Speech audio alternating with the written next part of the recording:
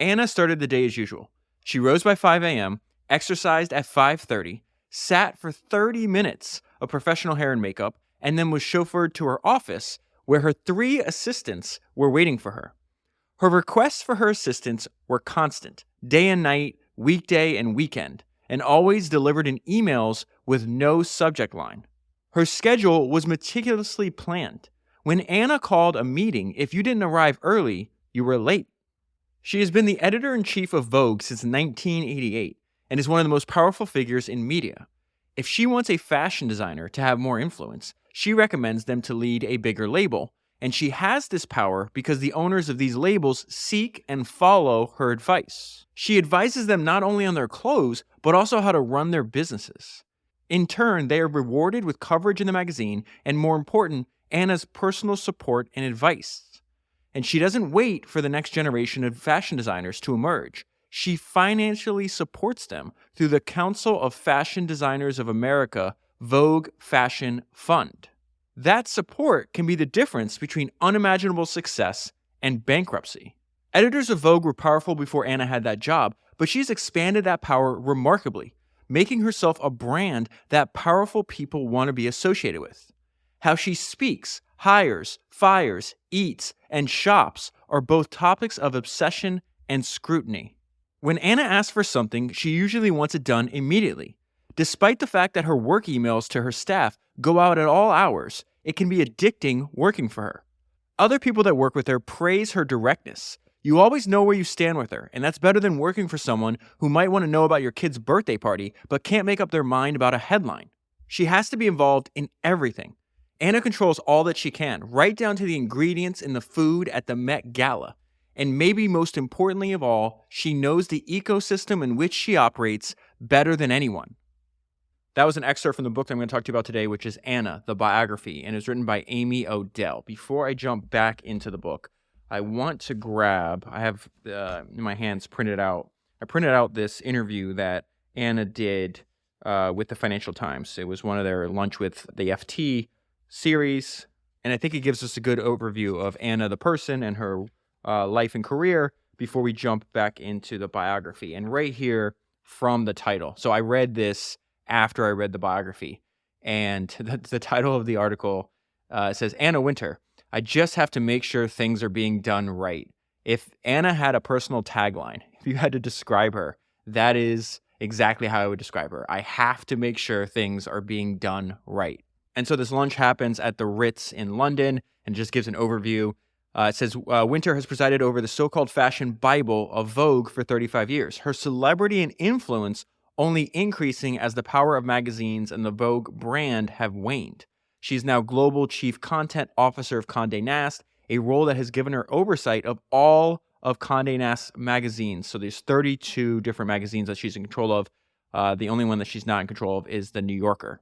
And then there's a line that becomes very apparent if you were to read the biography of Anna as well. There is a mythos surrounding Anna that inspires deference akin to that given to royalty. And so one thing that's mentioned in this interview is the fact that she's been running Vogue for 35 years. You might think, hey, do you want to retire? You're going to step down? No, there's no way this person is going to relinquish. And she says, I love what I do, and I'm constantly challenged by it. And as you'll see, she practices complete control regardless of what role she happens to be in. And so when she got this promotion in 2020 to be the chief content officer, the global chief content officer of all of the Condé Nast magazines, she winds up firing and replacing a bunch of high-profile editors. And she talks about why she did this. And she says, the idea, says Anna, is to make sure everyone felt that it was a different day. So she did that in 2020, but she also did that many times as she was going from magazine to magazine before she got to become the editor-in-chief of Vogue. The person interviewing Anna for the Financial Times at one point interned for her at American Vogue in early 2008, and they talked about the difference before. 2008 was essentially like the peak of the magazine industry. They had so much more resources and so much more money back then than they do now. So it says Condé Nast was then at the peak of its financial and reputational powers. Editors were chauffeured into work in black town cars. Even as an intern, I had regular access to one. A hush would descend through the headquarters when Wintour stepped into the office. On my first day, this is so ridiculous. On my first day, I was warned by a fellow intern never to make eye contact. So I have one of my favorite stories. I have a bunch of, I love Kobe Bryant and Michael Jordan stories. I find them fascinating, and especially when those two interacted. And this advice is, first of all, terrible. The worst thing you could do with a really powerful person is be overly deferential. So Kobe Bryant, he's about to play Michael Jordan for the first time ever in the NBA, and his teammate goes and he's like, hey, do you want some advice? He goes, whatever you do, don't look him in the eye. And Kobe was like, what? Why would I not look him in the eye? And he says that, oh, my teammate didn't understand that I'm that too. You can't look me in the eye either, buddy. At that point in his career, Jordan was used to people being afraid of him. And so people that actually stood up to him and fought back and showed that they could not be intimidated were actually gained Michael's respect. There's another great, I think Kobe's 21 at the time. Phil Jackson invites Michael Jordan down to like hang out and talk to Kobe at the Lakers practice. And Ahmad Rashad is with Michael Jordan, and he's interviewing Kobe Bryant later on after this happened. And they talked about the fact that, Michael was trash talking him, was like, oh, you can't guard me. And then Kobe immediately says, well, you can't guard me. And they start going back and forth. And then Kobe's like, well, you got shoes. Like, we can play if you like, we can just solve this right now. But even at 21, Kobe refused to back down, and he idolized Michael. He grew up watching videotapes of him, as you know, if you've listened to the multiple episodes I've done on Kobe. But what happened, and this was the fascinating part, and this is why I think this idea where like you listen to this other intern, it's like, oh, don't look at these people in the eye. It's terrible advice. So Michael leaves. Kobe's still at practice, right? Michael leaves. He walks out with Ahmad Rashad, and he goes, I love that dude. That dude's a warrior. And the fact that Kobe was not intimidated, the fact that Kobe was willing to push back and to say, no, like I have talent too. I have skill. I'm not afraid of you. That wound up being the foundation of this big brother relationship that he had with Michael all the way up until he died. And so when I got to this part in the article, I just wrote, Kobe, don't defer, show strength. I don't think you should be meek and act like you don't belong there. So anyways, back to this. Wintour came of age in the late 1960s in London. She says, I grew up at a time when women still left the dinner table so men could smoke their cigars and talk about the real issues of the day, she says. She had a privileged childhood. Her mother was a film critic and her father was the editor of the Evening Standard. Her relationship with her father is something we're going to talk a lot about today. It was maybe the most important relationship that she had.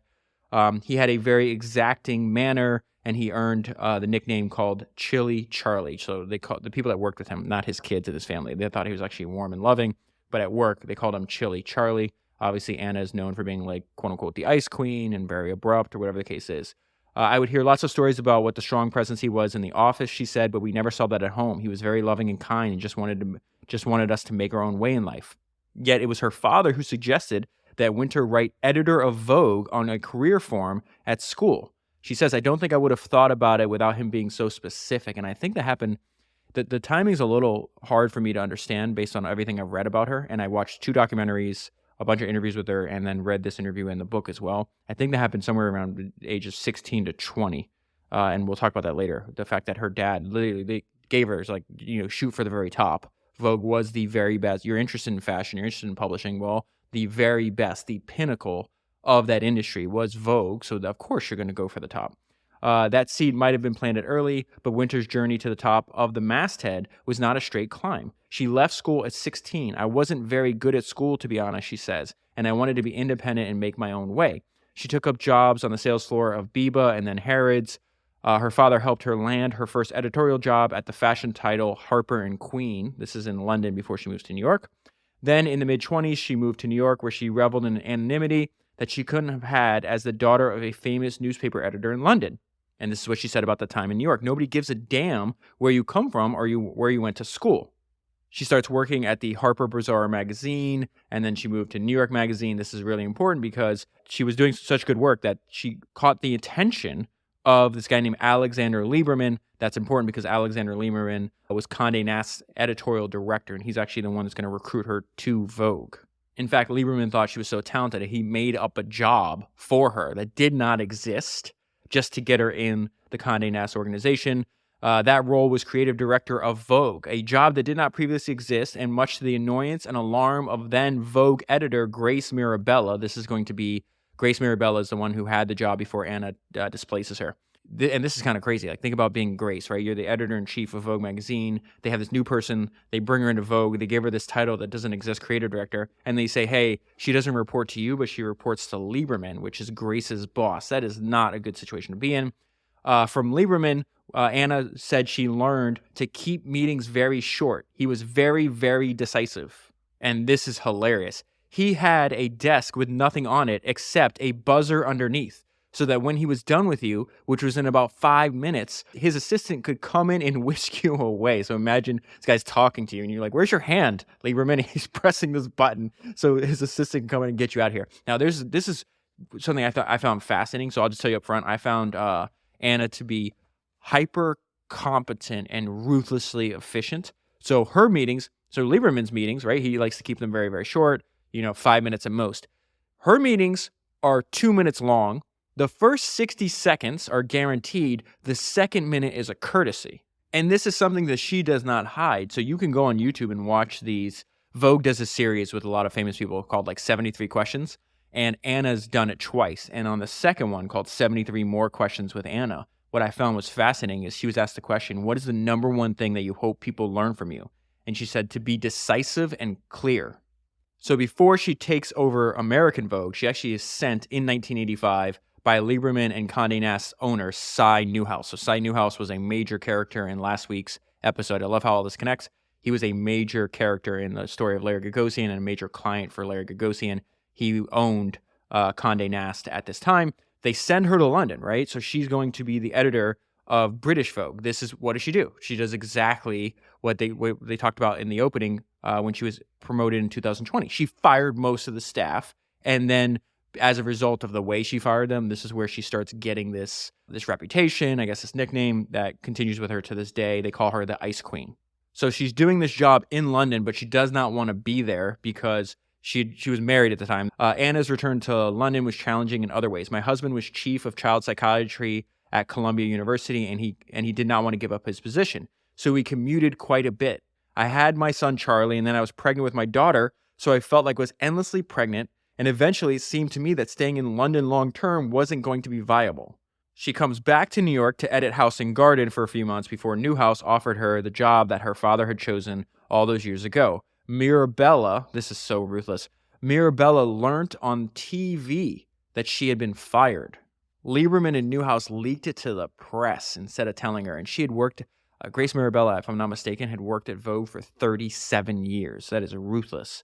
Wintour's position hasn't always been secure. In the wake of the 1990 recession, Vogue's ad pages fell. Newhouse advised Wintour, who was sometimes reticent about featuring advertisers' products in her pages, to follow the money, and she did.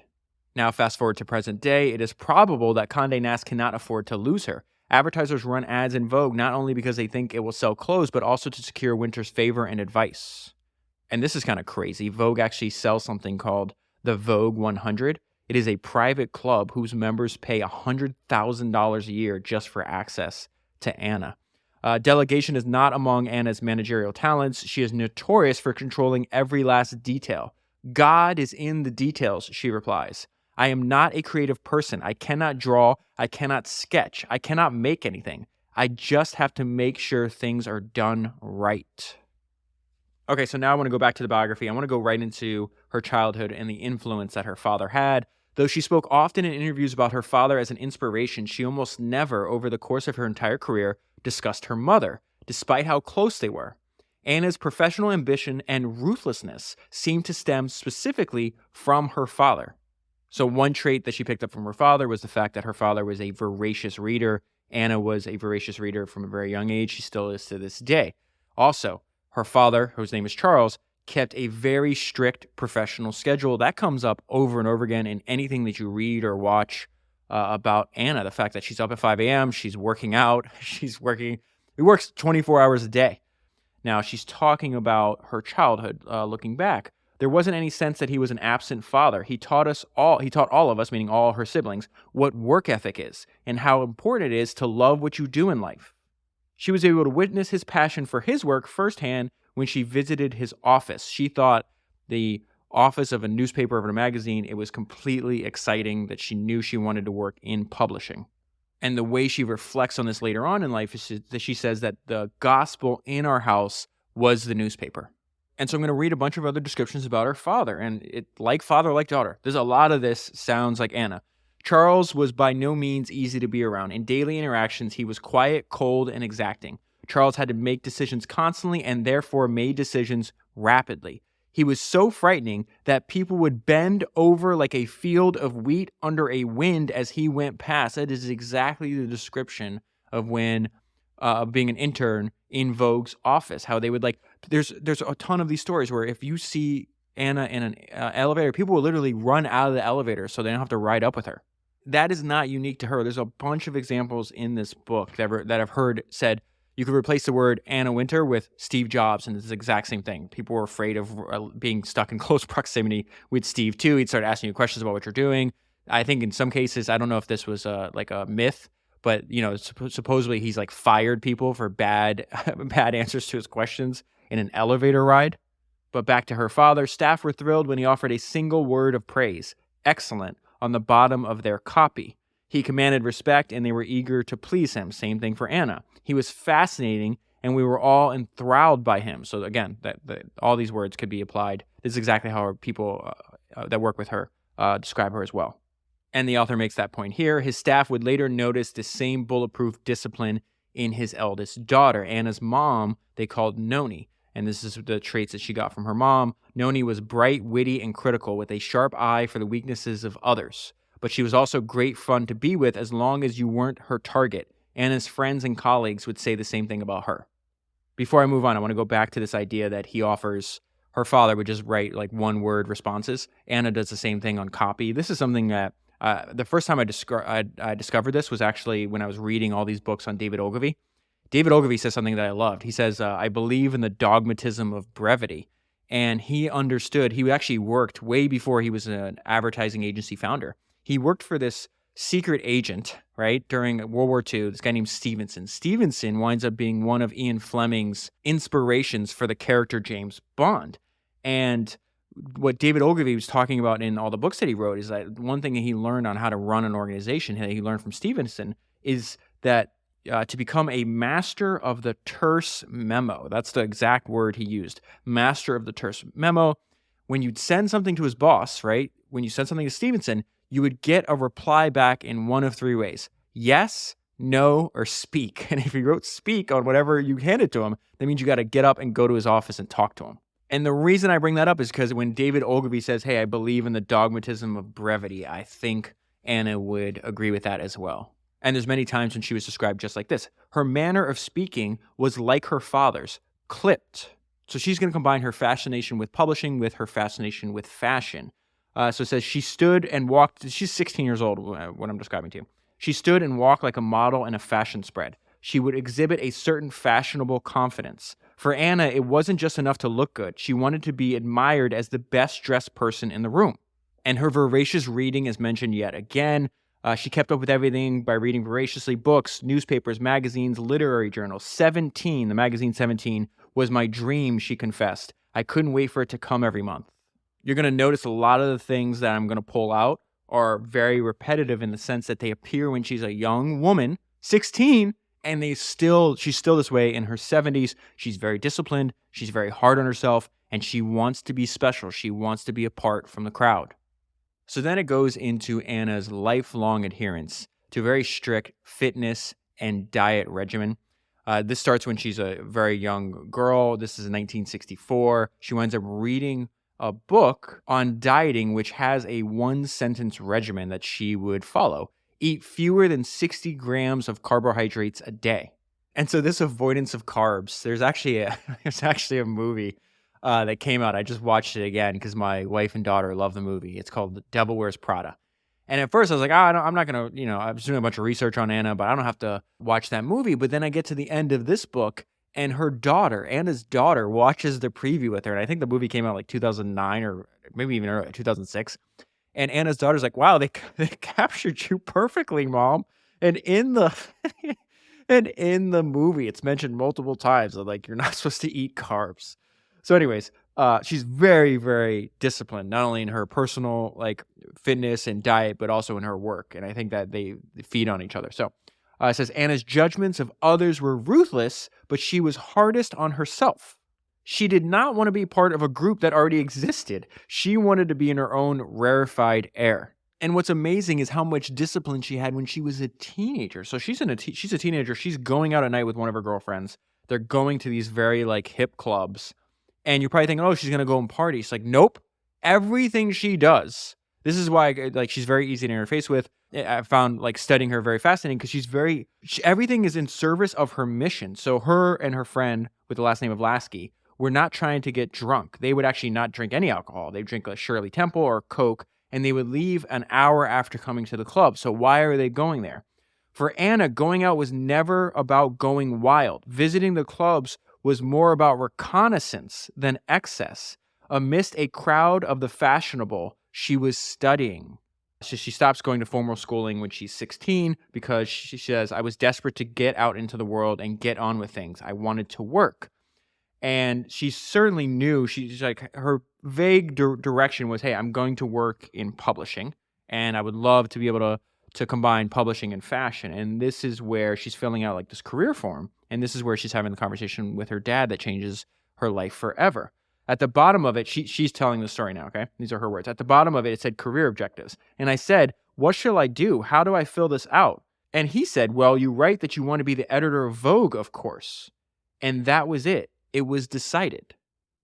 And so the entire time I'm reading this book, Anna has such founder mentality that I forget that she's technically an employee, right? She didn't start Condé Nast. Condé Nast, I didn't even know, was still a private company. It's founded like over 100 years ago. But you'll see from the very get-go, she thinks like an entrepreneur. So her dad hooks her up with this woman named Barbara Griggs, who works for her dad. She's the fashion editor at the Evening Standard, which is what Charles is running, right? He says, hey, I need a favor. I'd be very grateful. Will you take my daughter Anna out to lunch? I think she's very set on fashion career. And, can you give her a little guidance? And this is what I mean about the fact that she's just very consistent from the time she's a very young person to all the way up until the present day. Griggs took Anna to lunch and was immediately impressed. This girl was just a child, but she had an adult's poise and a sense of purpose. All she wanted from me was some information. This is like the most founder mentality thing ever, right? All she wanted from me was some information. What she didn't want at all was any guidance or tips on how to manage her career. That she was perfectly willing and able to figure out on her own. So she's going to start working at this magazine called Harper's and Queen. She is still in London. She's going to wind up working at this magazine for 5 years. And this is what she talks about at this time, the fact that she was learning on the job. I learned how to go into the market and choose clothes. I learned how to choose talent. I learned how to collaborate. I learned how to do a layout. I learned how to write a caption. I was thrown into my career, frankly, with ignorance. I knew nothing. You had to learn everything and you had to do everything. Remember what I said at the beginning. If she had a tagline, it would be, I have to make sure. I have to make sure that things are done right. She was like this when she was young. Anna was a perfectionist, not the type to forget a dress or lose some jewelry. So in fashion, it attracted a lot of kind of like lazy, there's no nice way to put this. It just attracts like a lot of lazy, dumb people. And you have this unbelievable iron discipline, whip smart, crazy, fierce work ethic. And of course, she's gonna dominate these people.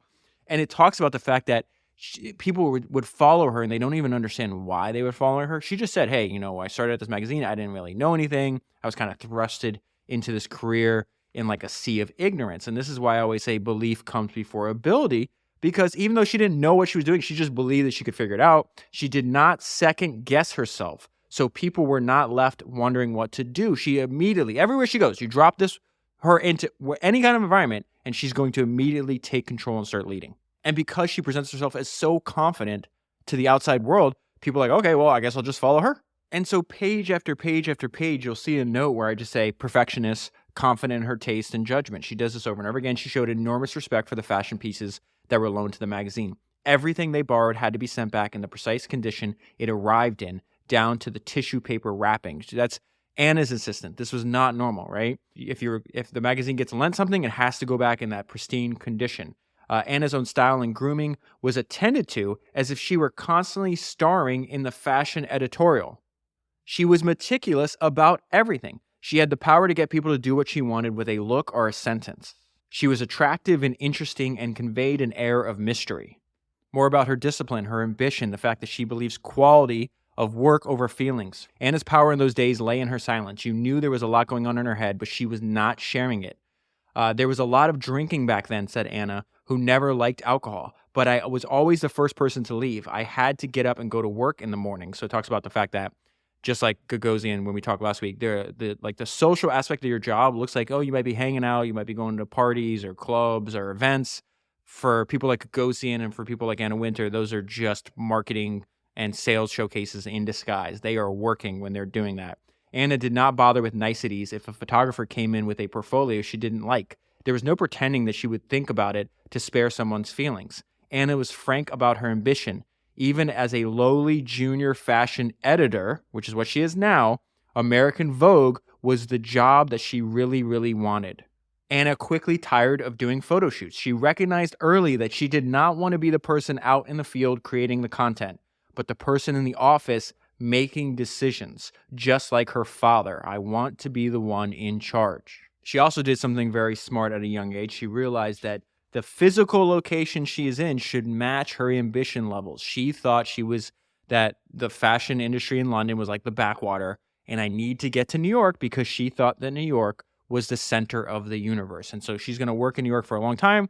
Eventually she's going to go sent back to London, but anytime she's sent back to London, she knows it's temporary. I have to be in New York because New York is the center of the universe, and it fuels her ambition even greater, even more. And this is one of the things I respect about her most. She just had a singular purpose, and she knew what her mission was, and she put all of her energy into accomplishing that mission, all her energy into what the direction that she was going. How she felt about Vogue is how I feel about founders, right? Anna had one concern when she was on the job, and it wasn't adopting friendly American manners. Her focus was singular. She was very clear-minded about wanting to do work that she thought was the best. Over and over again, they're going to talk about people that interact with her like they can't believe her work ethic. They were in awe of Anna's work ethic. She really had no qualms about being completely focused. She was just on her path to what she needed to do, period, the end.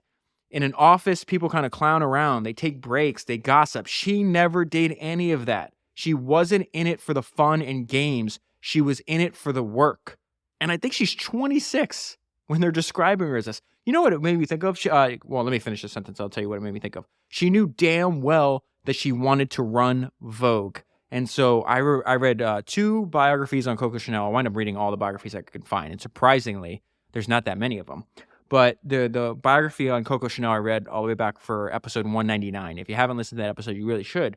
She said something in that book that made me think of a 26-year-old Anna. And she goes, I am not here to have fun or to spend money like water. I am here to make a fortune.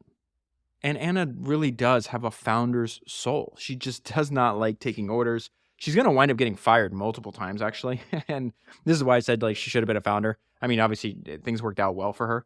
So she winds up getting fired by the editor-in-chief. And what's fascinating is I'm going to skip over that story, but I want to talk about what she took away from that. She's looking back when she was young and, kind of not even uncontrollable. Anytime she's in a room, she's just going to immediately take charge. And she's looking back through the eyes of experience. And I thought this was fascinating. So I just want to read, it's about 2 paragraphs to you. I think you'll find this interesting. This is Anna speaking. I was fired by the editor-in-chief who told me that I was too European. At the time, I didn't know what he meant. But in retrospect, I think it meant that I was obstinate, that I wouldn't take direction, and that I totally ignored my editor's need for credit. Thinking about that chapter in my life, what I find most interesting is to realize how little things have changed. Talented, but totally self-absorbed young English girls now come to see me with some regularity.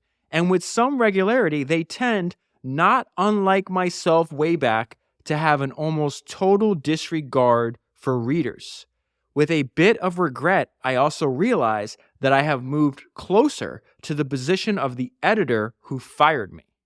That is a sign of maturity. That is a sign of learning from experience. Just want to bring out another sentence here about the fact that New York the city matched her intensity and her ambition. Anna felt like New York made her even more ambitious. Audiences were bigger. More money was at stake. Editors took everything more seriously. It was a better work environment for Anna, who was intense. Now, again, let's go back to the fact that she has a bunch of different jobs. Sometimes they're in London, sometimes they're in New York, but the way she's described, this is what I love about her. It's just so remarkably consistent. She was always her own person. She didn't really listen to any structure because whether she was or not, she was the boss. And so even at another job, we all knew that she wanted to be fashion editor of Vogue, that she was looking on to bigger things. Oh, this is fantastic. The fact that she just loves to move at a rapid pace and make very fast decisions. Anna would move through the fitting with the same rapid pace of an assembly line. She had all the looks planned out in advance and was ready for try-ons. Fittings were quick because Anna was decisive. She never said, "That looks great," or got excited. She would look at them and then say, "Okay." Because Anna had planned almost everything in advance, she often didn't even have to show up to shoots. She would send her assistant instead. She was also insanely talented from a young age and was obvious to other people. And so she's working at this magazine called Viva. Viva is actually going to go out of business. But the reason I want to bring this up is because it was the high quality work she was doing there got the attention. This is the first time people that were very important to her future career plans. So this is Alexander Lieberman, who's again the editorial director of Condé Nast. He actually is talking to the people that own Viva, and he's like, "Well, this is fascinating. I noticed that I love what you're doing with Viva, first of all, and I noticed you have an English woman on the masthead." And so what that job actually did for Anna was doing exactly what she needed, and that was making her name to very important and influential people. That was happening in 1978, so Anna would have been 29 at the time. And so she winds up working at New York Magazine, and she is so prepared and goes over the top compared to like the rest of the people that they could have hired for the job, that I just want to pull out one line that's hilarious. And they were describing Anna. It says, "Ed, this woman is amazing. We're all going to be working for her someday. She wore high heels every day, which didn't bother." She's also funny, and you're going to see that right here. "She wore high heels every day, which didn't bother her because she said, it's not that far from the front door to the limo. On her first day at work, she brought in her own big white table instead of working at the same crappy desks as everyone else. She said, I prefer to have a large white surface with which to view clothes and accessories against." She was singularly driven by professional advancement. And even at New York Magazine, which was not known for fashion by any stretch of the imagination, it's going to be high standards and quality over everything. There's a great line from Steve Jobs that I thought of when I got to this section. He said, "Be a yardstick of quality. Some people are not used to an environment where excellence is expected." When the photos came back, Anna killed the story without explanation. It didn't matter that this was her assistant's first shoot or they had cast someone notable as the model. This was something she would do again and again over the course of her career. And once she decided, there was usually no way to get her to change her mind. She knew that killing stories was necessary to let people know that you had standards. She has standards and unlimited confidence. She's actually introduced. So a lot of people are impressed with her work that she's doing at New York Magazine. And so they connect her to have a meeting with Grace Mirabella. Remember, Grace Mirabella is the editor-in-chief of Vogue at this time. She has the job that Anna wants. So they go to this meeting. If you're expecting any kind of deference from Anna, that's just not going to happen. Impressed with Anna's work in New York, she arranged a meeting with Mirabella. Mirabella asked Anna what job she would like at Vogue, and Anna replied, "Yours." That ended the meeting. And so imagine you're Mirabella, because now we're going to fast forward. This is where Lieberman is going to give her the job that didn't exist, right? He offered Anna the title of the creator director, which had never been used before, right? And so imagine like you just had a meeting with her. She's like, "Yeah, I want your job." And then you have this person coming in who is not, supposedly you're like second in command, but is not reporting to you and reports to your boss. Like, come on, man. That's not a good situation to be in. And then who is the kind of person that is in this number 2 role? It says she was being offered the number 2 position at Vogue, but Anna wasn't a number 2 sort of person. And this is one of the most fascinating parts of the book for me because we really see what she wanted to do and how she was different from her predecessor. Now, she's going to work underneath her for a little bit, then she's going to be sent to Britain. So I think it's like a 3 or 4 year period, something like that, before she actually gets her job. But it is fascinating. As Vogue's creative director, she worked right under Mirabella. Mirabella's management style, on the other hand, was antithetical to Anna's. The meetings where clothing was selected when Mirabella was in charge could last 8 to 10 hours. It was a belabored conversation. Mirabella wanted to analyze. She didn't just look at something and say yes or no. One of her favorite comments was, "This needs more, I need more." What more meant was often anyone's guess. Mirabella analyzed the looks to death. Meanwhile, her boss is much more like Anna. Lieberman had a lot more in common with Anna. He liked quick decisions, encouraged editors to trust their first instinct, and didn't dilly-dally over anything. And so when I got to this section, Anna starts reminding me of Steve Jobs again. This is an excellent book. I've read it 3 times. I'll probably read it, another 5 throughout my life. It's the last time I covered it, I think it was episode 281. I think the title of the episode is Working with Steve Jobs. The title of the book is called Creative Selection: Inside Apple's Design Process During the Golden Age of Steve Jobs. And really, I love this idea of like the importance of being decisive and concise and being easy to understand for your employees, right? And the guy writing the book, his name is Ken Kosienda. He worked and demoed directly to Steve. And this is what he talked about. It's exactly what's taking place in this book. Steve was at the center of all circles. He made all the important product decisions. From my standpoint as an individual programmer, demoing to Steve was like visiting the Oracle of Delphi. The demo was my question, and Steve's response was the answer. While the pronouncements from the Greek oracle often came in the form of confusing riddles, this was not true with Steve. He was always easy to understand. He would either approve a demo or he would request to see something different next time. You are not going to find an example where Steve is in a meeting for 8 to 10 hours and he's saying, give me more, and no one knows what the hell more is. So Mirabella writes an autobiography later on, and she's talking about this period of her career. I want to pull out just 2 paragraphs from her autobiography, and she's talking about Anna, who obviously is obsessed with control. She'd sit in on editorial board meetings, shaking her head, obviously disagreeing with everything I said or did, and biting her lip to keep from saying so. Then she'd go behind my back and redo layouts, bring in new art, circumvent me and my fashion editors, and take charge of planning fashion sittings with photographers. When she couldn't bypass my editors, she'd harass and criticize them. And so Mirabella is actually going to get a slight reprieve because the editor-in-chief of British Vogue, who was in that position for 21 years, actually steps down. And so they decide in 1985 they're going to move Anna and let her be editor-in-chief of British Vogue. And so she's sent across the pond to Britain. Now, this is when, I already mentioned this earlier, the fact that she gets there and she proceeds to fire everyone at British Vogue who predated her. Obviously, she wants complete control. And she didn't think she thought a lot of them were lazy, and she wanted to drastically increase the quality of the magazine. But this is when she gets this brand that I think she still has to this day, that she is, these are the words, these are not my words, obviously, they're in the book. They brand Anna as fashion's indomitable and bitchy new ice queen, a characterization that, for better or worse, would stick. So there's nothing in this book that is going to be new to you or I. If you've listened to Founders a bunch, and if you've read biographies of these super type A, highly driven entrepreneurs, there's no behavior that she's doing that we haven't seen before. The difference lays in how they would be described. So, there's a lot of people that describe like a Steve Jobs, like, tyrannical, rude, control obsessed. The same behavior by Anna is just being described as indomitable and ice queen and bitchy and all these other characterizations. But it is the same behavior. I don't think it is unique to her at all. And everything that Anna does, just like everything Steve Jobs did, just spoke to the fact that they were constantly trying to up the quality of the products that they're making. And we see that here. Anna ran the magazine with iron-fisted discipline. She wanted the staff to be on time, work hard, and run everything by her for approval. A stark departure from her predecessor, who allowed photographers to come into the office and select their photos and approve their layouts. Now, this is hilarious. She also doesn't give a shit who you are. So there's a guy named Lord Snowdon. He was a photographer who married Princess Margaret. And it says Anna came in and reduced a shoot of his to a photo the size of a postage stamp. Somebody on her staff told Anna, "You cannot do that because it is Snowden."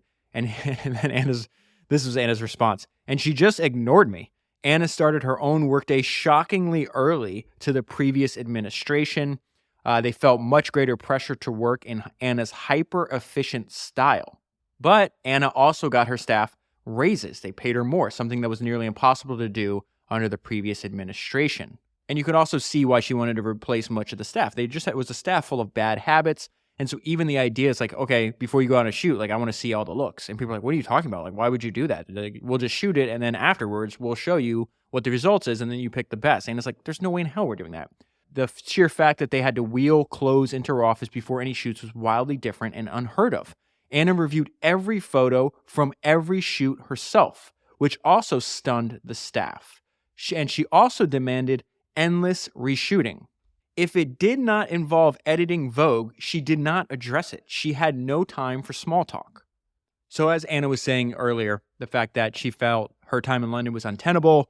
They had 2 young kids. Her husband is in New York. She wants to get back to New York. Eventually, she goes back to New York. She spends a little bit of time in another Condé Nast publication, but I want to skip forward to the part where she actually gets what she's wanted all her life, and this is happening in 1988. So Anna's around 39 years old when this happens. And so it says, Grace Mirabella was sitting in her office when she got a call from her husband. Grace, this is ludicrous. What is this all about? And so he's telling her about the fact that there was like this gossip, like there was like a rumor or gossip around the fact that Grace Mirabella has been fired from Vogue. And Mirabella told her husband, she's like, I don't know what you're talking about. So I got to call you back. She goes upstairs. She's like, okay, I guess I got to go to Lieberman's office. And she found Lieberman sitting there. I guess he's just there with his desk. Remember his empty desk and that button that makes you go away. And he says, Grace, I'm afraid it's true. And so there was just some things that Grace was doing that there's just no way that Anna would do. So Lieberman's assistant is getting interviewed. And it says the pages of the issue in this room, you actually see this in the documentary. It's called the September issue, where all the pictures are what's about to go on the issue, right? They're all put up on a board, usually in order. And then they also have this thing called the book where like they print out, looks like almost like a homemade copy of the issue they're working on, and it's delivered to Anna's house every night. And then she like leaves notes on it and brings it back the next day. It's in the movie The Devil Wears Prada too. But anyways, they have this board in Vogue where like you put everything up, and there's often times where like there's something going in the magazine and it says Mirabella didn't know the names of some of the people and the artists featured in her own magazine. And you have people saying, I was shocked at what Grace didn't know. There's no way that's going to happen with Anna Wintour. And again, one thing that Grace didn't understand is that relationships run the world. Mirabella had another problem that Anna did not. A nearly non-existent relationship with Cy Newhouse, the owner of the company, the ultimate decision maker, and you're not making a relationship with him. That is a massive mistake. She never grew comfortable with him and intentionally avoided him. And if Mirabella wasn't in Cy Newhouse's ear as the singular voice and authority on Vogue, who would be? That was Anna Wintour. And so Anna immediately takes over, starts making changes. Remember, go back to the fact that when she's giving that interview on 73 more questions, what does she want? She wants you to be decisive and clear. The infamous hours-long run-throughs were now over in minutes. Remember, they were taking 8 to 10 hours on this. This is how Anna does it. Anna would just go, yes, nope, nope, yes, yes, no, goodbye. Under Mirabella, every request had to be written down, but Anna complained of drowning in paper. She didn't want you to write anything down. Come to the office, ask your question, and then get out. With Anna, you get 2 minutes. The second minute is a courtesy. And so I was thinking about the sectional line. I was like, okay, well, she wants you to be decisive and concise. What's the opposite of being decisive and concise? It's fluff. Well, there's no fluff if you only have 60 seconds. This time constraint forces you to get to the essence of the issue. It reminds me of Churchill did this later on when they were fighting the Nazis in World War II. He talks about, for Pete's sake, cut your memos in half. And he has this great line on why this is so important. It's interesting that all these people are British. Ogilvy, Churchill, Anna, they love the dogmatism of brevity. Maybe there's something there. But Churchill says something that's fantastic. He says, it is slothful not to compress your thoughts. And so Churchill would even do that where he's like, you cannot write more than a page on this. Absolutely not. And I love this idea of whether it's a constraint by document length or time. The constraints force you to get to the essence. Let's go back to her expanding her power. Again, she is not just a magazine editor. Editor-in-chief of Vogue was her goal. She's so much bigger than that now. Anna viewed her social life as part of her work. No matter what or who the party was for, Anna controlled the guest list. By focusing so much on the social side, this is her, in my argument, maybe, I'm not even gonna, it's not maybe, it is. This is her most important idea. Even people who knew Vogue was powerful before she became editor-in-chief underestimated how powerful it was. Anna did not underestimate how powerful that position is. And then she didn't stop there. She extended that power beyond a magazine, which is why she's so much bigger. People would say she's bigger than Vogue is today. So check this out. By focusing so much on the social side, Anna was asserting herself as more than a magazine editor. By virtue of editing Vogue, she was necessarily a leader in the fashion industry. But she also seemed intent on using her position to become the leader of the fashion industry, not a leader, the leader of the fashion industry. And so I want to pause there. I want to go all the way back to the very beginning of the book, the intro of this podcast, right? Where it's like, hey, she had been the editor of Vogue since 1988. She's one of the most powerful figures. And it talked about, so they're talking about the power she has. But then the intro was also about how she wields it. And she wields it in ads, advice, and money. The fact that if she wants a young designer to have more influence, she will go and call up the heads, the people that make those decisions, the people owning the fashion labels, the people that actually listen to her and seek her advice because she has a relationship, not just because she's a magazine editor. And then if you're on her team, if you're in her good graces, she puts you in the magazine. So everybody, all the editors before Anna had a very similar asset, right? She expands that asset because, yeah, of course I could picture the magazine. What is that going to make? It's going to, people are going to buy your stuff. It's going to literally drive sales and change the trajectory of your business. But how she goes and says, hey, that's not enough. Like, I have a lot of power. I can either, they said something like build your brand or maybe help push you into bankruptcy or whatever the case is. So it's like, okay, I'm more than just distribution though, because now she goes out and intentionally builds all these relationships with the most powerful people in the industry. Then they seek her advice. And then she says, hey, I got a bunch of young people, and why don't we start this other fund? That's the fund I mentioned earlier, the Council of Fashion Designers of America, Vogue Fashion Fund. So you usually get, if you win that award, you get a couple $100,000. I try to figure this out. I don't think they get any equity in return for that. I thought it was like, oh, it's just like kind of like a Y Combinator model. So like, oh, let's identify, it's like, is this like a seed investment for fashion designers? It looks like the money is just, you get money and mentorship. I did not see that Vogue or Anna gets equity in the actual company. But the reason that was also smart is because as the years go by, now you have all these well-known designers that credit Anna with essentially breaking them into the industry. And so every year you might have half a dozen more people that become more and more loyal to her. They go out, they have fantastic careers, they build relationships, and this cycle just keeps building upon itself. But I love this idea that she just saw, this is the way I'm going to phrase this, it's like she saw the industry, the potential for the industry, and how she can expand the power and the influence that her individually and then Vogue as a brand has by just combining all these people that are already in the ecosystem and then intentionally putting them together in a way in which when they work together, it becomes stronger. And as a result, what she created, the whole, is greater than the sum of its parts. And this becomes obvious the deeper you get into this book if you choose to read it, but also is obvious if you watch the September issue.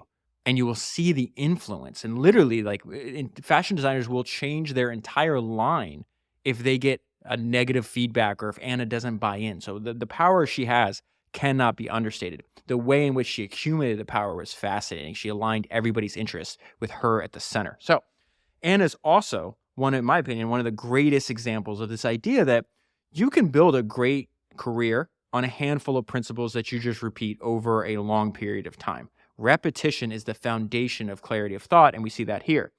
So she's in complete control of Vogue. She's doing all these photo shoots. It says photo shoots could cost 6 figures, and Anna did not feel that she had to publish the result just because they were expensive. She killed entire shoots to drive home the understanding that editors and photographers who wanted to have their work in her magazine had to do an extraordinary job. She knew that reshooting would be difficult and stressful, but this was exactly how Anna built up Vogue, by insisting on getting what she judged as excellent and making sure no one who worked for her ever got lazy. She expected as much from her team as she expected from herself. And so I mentioned earlier the fact that at Apple, Steve Jobs was the center of all circles. It's the same thing at Vogue, to the point where it has its own acronym, AWOK. The final mark of approval on stories, which had to be delivered before it would get in the magazine, were her initials plus OK. AWOK. AWOK would become a verb in the office, as in, is it AWOKed? And then another thing that she had in common with Steve Jobs is she respected people that gave a damn. Passion is universally respected. If you were passionate about something, she would respect that. The thing that she couldn't stand was that if you didn't give a crap. This was explicitly stated in Ed Catmull. Ed Catmull's the co-founder of Pixar, the person that worked with Steve Jobs the longest consecutive time. I think they worked together for like 26 consecutive years or something like that. I just reread Ed's book and did another podcast on it. It was episode 317, and he talked about this. He says, Steve never questioned me. For all his insistence, he respected passion. If I believed in something that strongly, he seemed to feel it couldn't be all wrong. Literally same words that are in this book. If you were passionate about something, she respected that. And so she trains her entire staff to like live up to the rapid pace that she works at, the ruthless quality standards. And so a lot of people, the person that wrote The Devil Wears Prada was actually one of her assistants, and then she wound up quitting because it was such an intense work environment. And, a lot of people can't handle that. And that's a good thing about being an adult. Like, you can self-select into the kind of work environment that you want to, like, be a part of. And, Anna's like, well, these are my standards. This is what I expect of you. And if you can survive, then that's great. But if not, like, she will ruthlessly cut these people out. And a lot of it is just because, like, there isn't a lot of, kind of American culture is like, hey, how you doing? And, like, there's like an introduction before we get to the actual point. Anna skips over all that. She just goes right to the point. We talked about earlier how the fact that she sends constant emails to her assistants all day long. And you can tell that she wants to get to the point because they don't even have a subject line. But what was fascinating is like she walks into the office.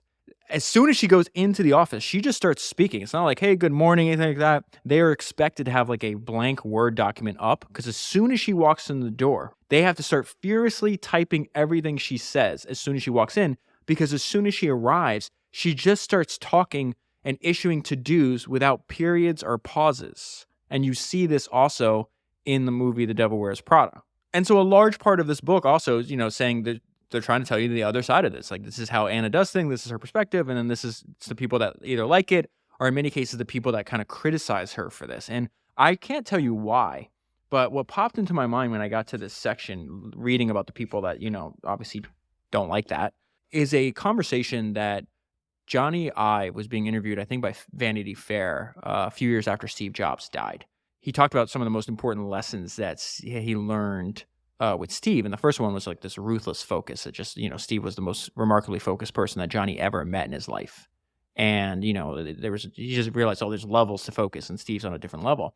But the second thing he said was very interesting. Actually, Steve calls Johnny vain. And I thought that was a very fascinating choice of words. And this is the story that Johnny tells.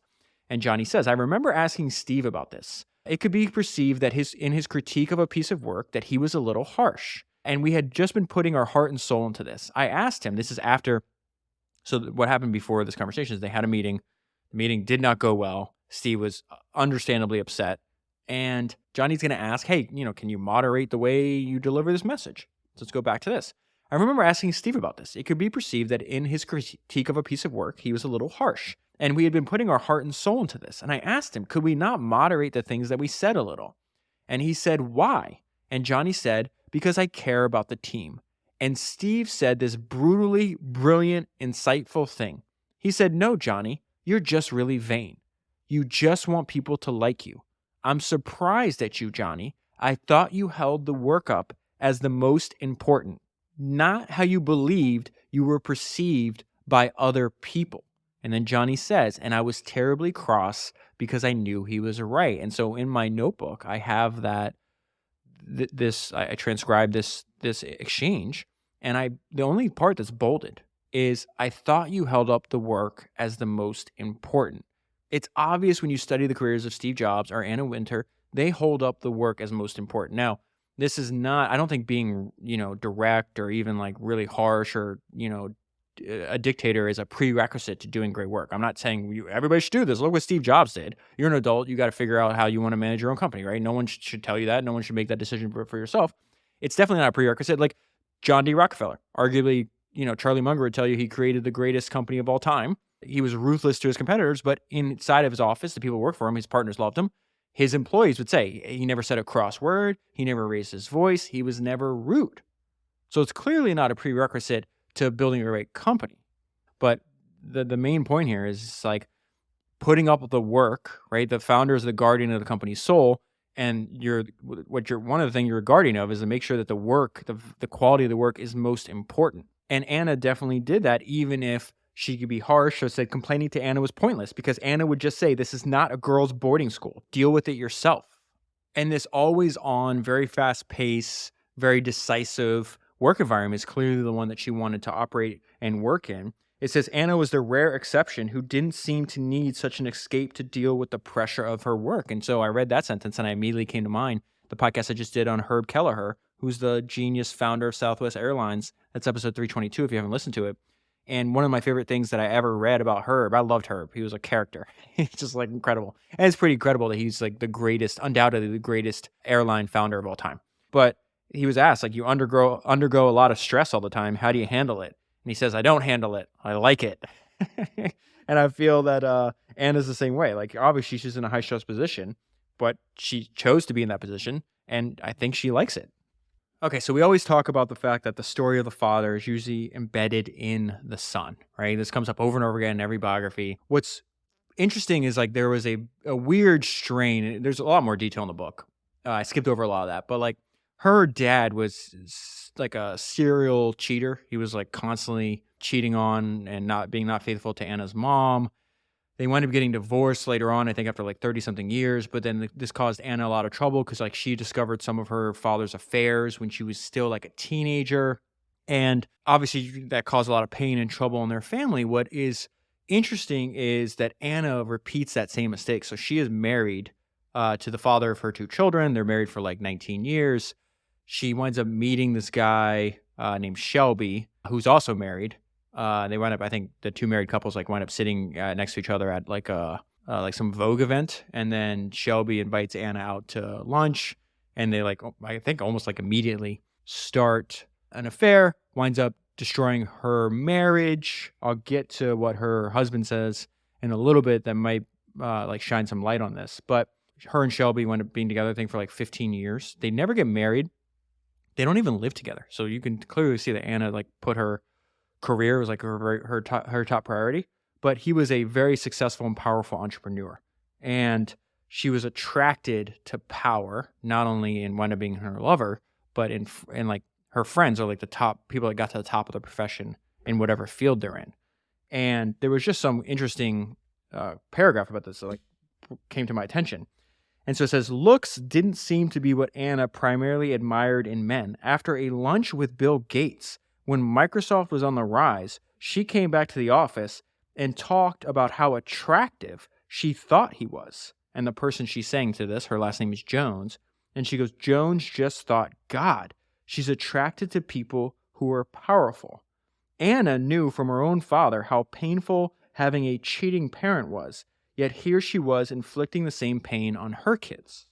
And so her ex-husband, whose name's David Schaefer, he's the psychiatrist. He's been on record. He says that a lot of people debate, like, does Anna have the ability to empathize with other people? And he says very clearly that Anna is not capable of empathy. And so I want to go back to this idea that she constantly expanded the power and what Vogue could be. And so something she helped create is this Met Gala, which I had heard the name. I knew people got like kind of put on like fancy costumes, I guess, is like my understanding of this. Or I guess they would call fashion look like costumes to me. But I didn't even know Vogue owned it. And it turns out, like, when you start reading about it, it's like, oh, it hit you right away. It's like, oh, the Met Gala is an asset. It's the way to expand her power in this very valuable industry. The reason it's an asset is because it's invite only. So the guest list is completely 100% controlled by Anna. And so this is her push to be much larger than just a magazine. And so they sell tables to people that are approved. You can not only does the person buying the table, usually a company, have to be approved by Anna, but then even after you buy the table, if you say, hey, I want to bring 5 guests, Anna has to approve all the guests that you bring even after you bought the table.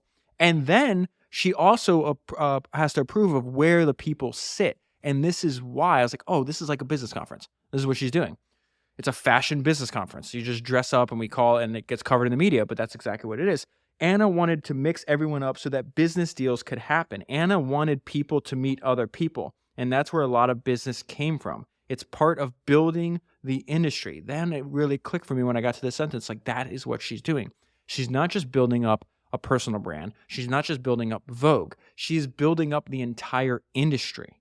And so she adds yet another asset. Starts out with the asset of Vogue, adds the Met Gala. Then you do this fund, the CFDA Vogue Fashion Fund I've been telling you about, and funding new designers. She's describing why.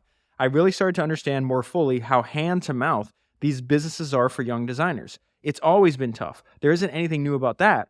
But when they have to compete in a marketplace with so many big companies, these smaller designers often don't have the same resources and are probably the last ones in line when it comes to factory and fabrics.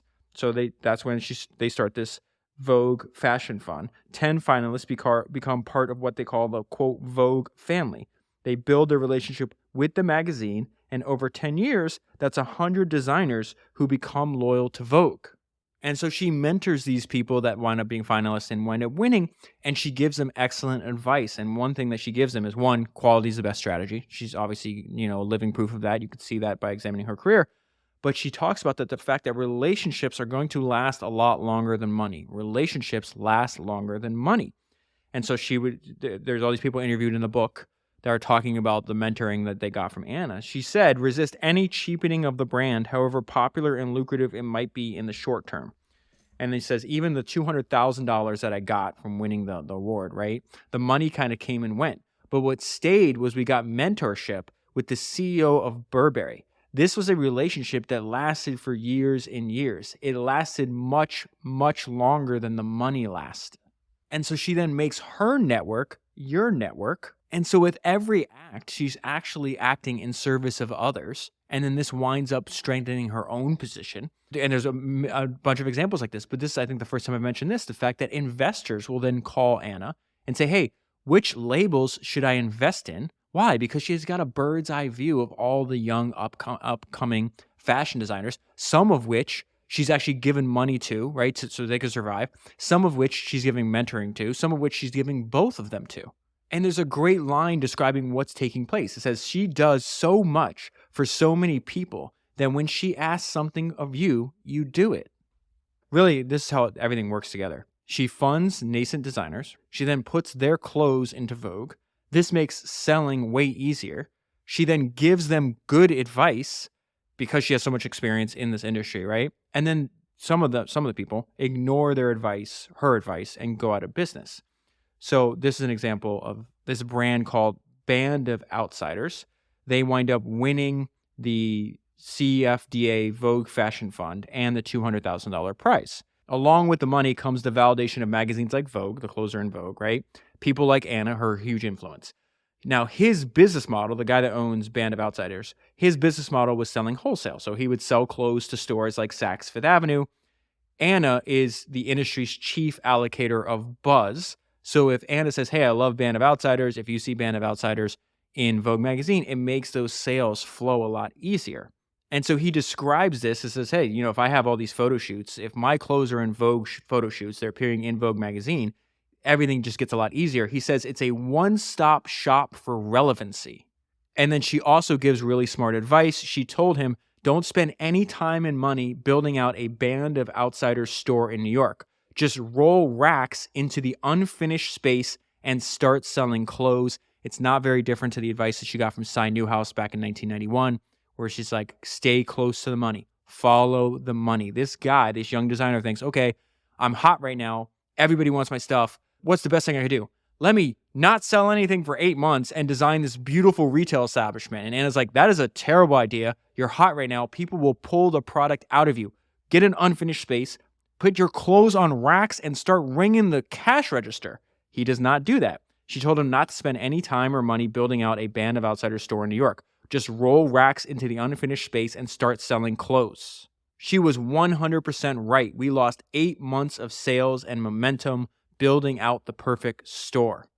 That was one of the death knells of my brand. In other words, not taking her advice was one of the death knells, one of the things that caused his brand to die. And then the last thing I want to talk to you about is the effect that the Devil Wears Prada movie had, how the fact that it just made her bigger and even more powerful. And so they're at a private showing of it. She's with her daughter. Her daughter's name is B. And it says at one point, B turned to her and said, Mom, they really got you. The impact the movie had on her image was incalculable. She finished off the year as one of Barbara Walters' most fascinating people, became a mainstream celebrity. Meryl Streep played her in a movie, for God's sake. This was never her goal, though. She sees it as part of her job. She's very conscious that this is a persona that is exciting at the moment because she has that job. And the minute she doesn't have that job, she knows it's going to be different. She has now become Big Anna, and with her star power now transcending fashion and media, it would be terribly hard for Condé Nast ever to let her go. And the reason I wanted to end there is because if you think about it, she started with the goal to be in charge of Vogue, and now she is bigger than Vogue. And that is where I'll leave it for the full story. I highly recommend buying the book. I will leave a link down below. If you buy the book using that link, you'll be supporting the podcast at the same time. Because books are made out of books, if you want to read another biography of Anna, I will also link that down below. It's actually in the bibliography in the author's note in this book. It is the book by this guy named Jerry Oppenheimer. It's called Front Row, Anna Wintour, What Lies Beneath the Chic Exterior of Vogue's Editor-in-Chief. The author of this book, Amy Odell, said that book was an enormously useful blueprint for this book. So those links to both books will be down below. Highly recommend if you want to watch a documentary on Anna in the process. It's called The September Issue. The Devil Wears Prada is the movie. And then also, if you want to see her being interviewed in Vogue, you can go to YouTube and watch 73 Questions with Anna Wintour and 73 More Questions with Anna Wintour. That is 326 books down, 1,000 to go, and I'll talk to you again soon.